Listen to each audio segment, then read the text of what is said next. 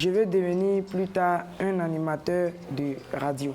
J'aimerais devenir plus tard un ingénieur agronome parce que ce métier me plaît beaucoup.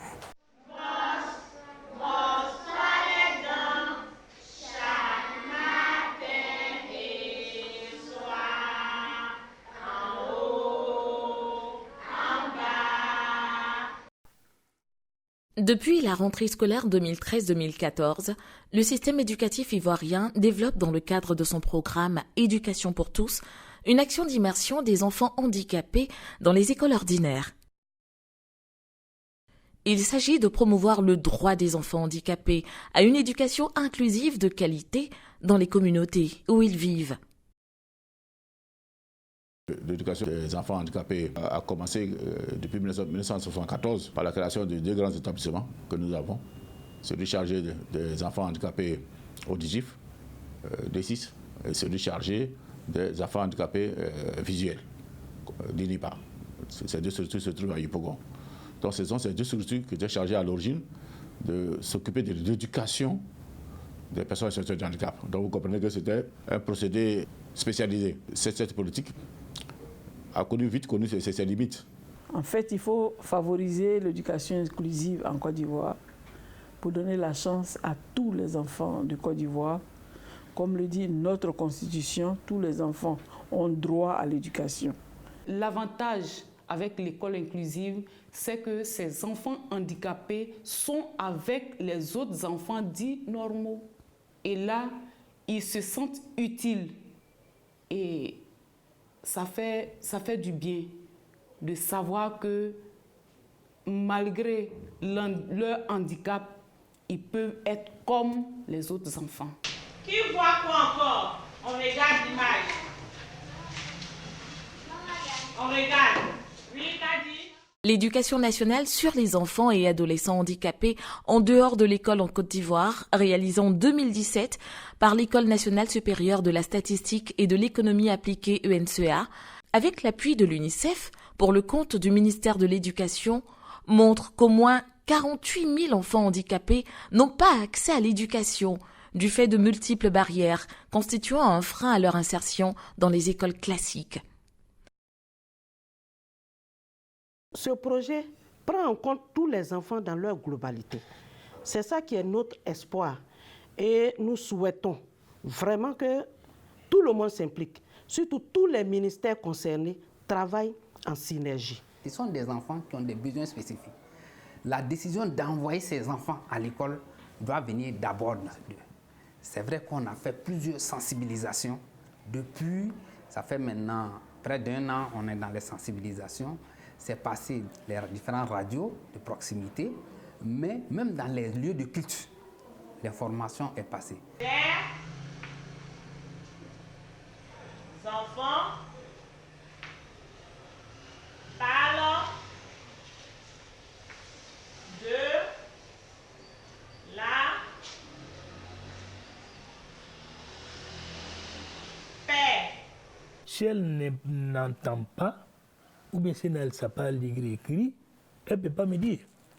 Moi, ce que je veux, qu'elle me dise, papa, c'est ça, j'ai envie de... Mais comme elle ne peut pas parler, si elle a pu écrire, papa, je veux ça. Mais je reprends, je dis, mais c'est ça que tu veux.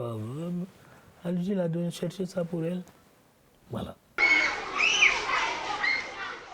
C'est pour corriger cette situation que dans la dynamique de la mise en œuvre de la politique de scolarisation obligatoire de tous les enfants de 6 à 16 ans, le ministère en charge de l'éducation a opté pour l'éducation inclusive. C'est un processus qui implique la réforme des écoles et autres centres d'apprentissage afin qu'ils puissent accueillir tous les enfants, y compris ceux à besoins spécifiques.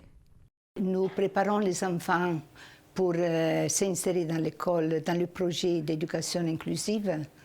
Cette année, nous avons donné 13 enfants, 14 pour être plus précis, et qui sont insérés dans l'école ici à Korogo avec d'autres enfants dits normaux.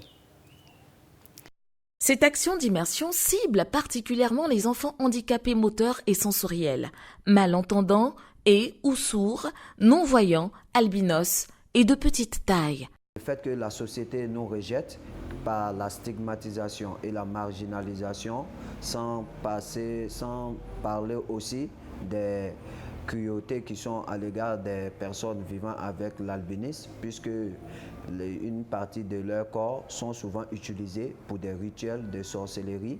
Voilà. Après la phase expérimentale des années 2013-2016 à Yopougon, à Bobo, Port-Boué, Yamoussoukro et Bouaké, le projet Éducation inclusive en Côte d'Ivoire a entamé une phase pilote de mise à l'échelle à la rentrée scolaire 2017-2018. Cette phase pilote de mise à l'échelle est d'une durée de 36 mois. Elle est financée par l'Union européenne qui soutient l'État de Côte d'Ivoire dans divers secteurs, notamment l'éducation et la lutte contre toutes les formes de discrimination et d'inégalité. L'action est également appuyée par l'ONG Christoffel Blind Mission, ou CBM, une organisation chrétienne internationale de développement dont le but est d'améliorer la qualité de vie des personnes handicapées vivant dans les communautés les plus pauvres du monde.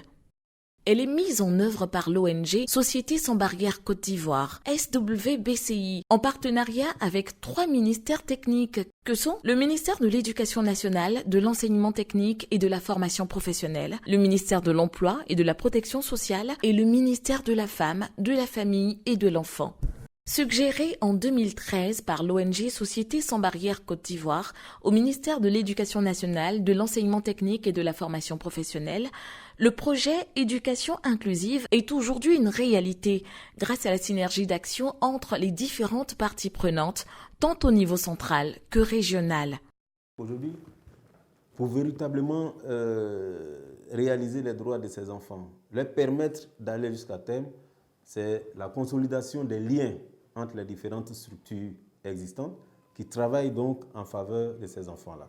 Je vais parler de l'éducation nationale, je vais parler justement du ministère de l'Emploi et de la Protection sociale, je vais parler de l'autre ministère frère, le ministère de la Femme, de la Famille et de l'Enfant, mais également des bailleurs qui devraient nous accompagner. CBM soutient en ce moment plus que 500 projets dans 55 pays à travers le monde.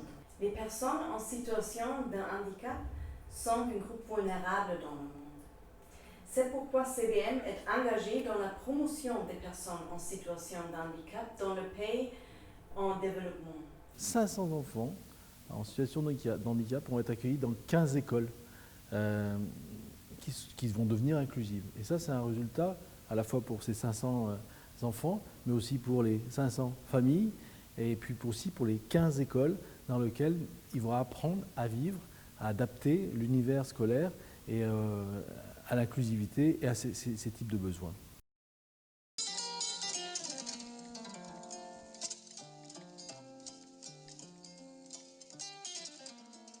Société sans barrières travaille pour les personnes handicapées en Côte d'Ivoire.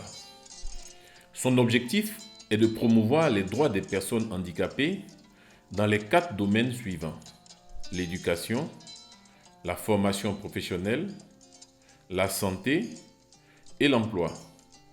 Nous travaillons beaucoup pour toutes les personnes handicapées.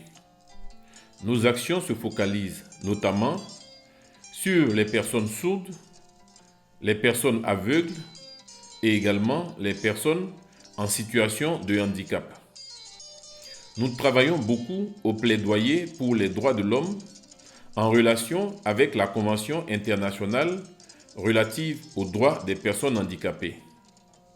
Nos actions s'inscrivent dans le cadre de la mise en œuvre de cette convention. À ce jour, le projet est implanté dans 24 établissements scolaires repartis dans les 13 localités que sont Yopougon, Abobo, Port-Boué, Koumassi, Dabou, Agboville, Toumodi, Yamoussoukro, Bouaké, Oumé, Man, Abangourou et Korogo. Si l'initiative est à saluer en termes de stratégie idoine à la problématique de la scolarisation des enfants handicapés, il faut dire que tout reste à faire, eu égard au nombre important d'enfants en dehors de l'école. En effet, en Côte d'Ivoire, tout comme dans la quasi-totalité des pays en développement, à peine 2% des enfants handicapés vont à l'école et moins de 5% de ceux-ci achèvent le cycle primaire, d'où le cercle vicieux de l'analphabétisme et de la pauvreté qui caractérise cette frange de la population. Pour preuve, 70% des 650 millions de personnes handicapées dans le monde vivent dans les pays en développement. Les Nations Unies constatent que 82% d'entre elles vivent en dessous du seuil de pauvreté. Le chômage des personnes handicapées dans les pays en développement se situe, selon une estimation de l'Organisation internationale du travail, entre 80 et 90%. Et cette situation est bien l'une des conséquences de l'inaccessibilité des personnes handicapées à l'éducation et à la formation. C'est pourquoi œuvrer à l'éducation des enfants handicapés revient à briser ce cycle vicieux formé par le handicap et la pauvreté, et donc contribuer au développement.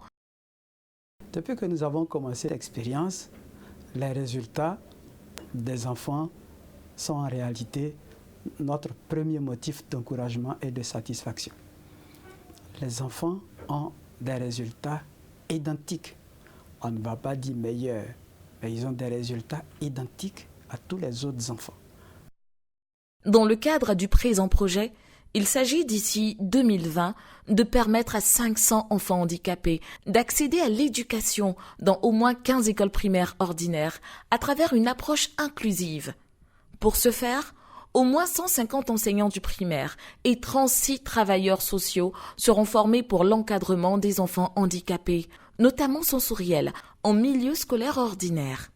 À la date de réalisation de ce film, en juin 2019, 80 enseignants, craie en main, et 107 autres professionnels de l'éducation avaient été formés à la question de l'inclusion des enfants handicapés en milieu scolaire ordinaire. 235 enfants handicapés bénéficiaient déjà de cette action. Le défi majeur de cette action est l'intégration de la langue des signes et du braille dans les structures de formation des formateurs qui permettent de mettre à la disposition des communautés des enseignants compétents pour la prise en charge scolaire des enfants handicapés dans le système éducatif. La pleine réalisation de la politique de scolarisation obligatoire est aussi à ce prix. À cet égard, toutes les familles d'enfants handicapés en âge d'aller à l'école sont invitées à inscrire leurs enfants dans les écoles inclusives des localités citées dans ce film.